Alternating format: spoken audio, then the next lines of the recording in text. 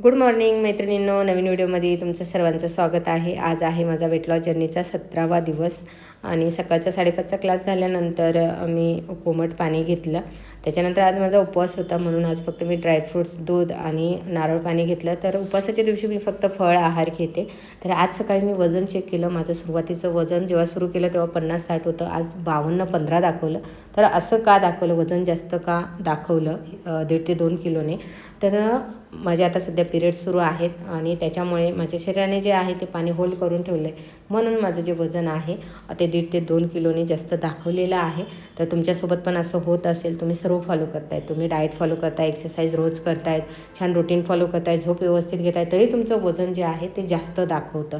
म्हणून आपले जे पिरियड्स आहेत, पिरियड्समध्ये हार्मोन्स बदलतात, पाणी होल्ड करून ठेवतं शरीर, त्याच्यामुळे वजन हे जास्त दाखवत असतं। त्याच्यामुळे तुम्ही पण जास्त टेन्शन घेऊ नका। जर तुमचं वजन जे आहे जास्त दाखवलं तर हे माझ्यासोबत पण होतं, प्रत्येकासोबत होतं, तुम्ही तुमचं निरीक्षण करायचं आहे।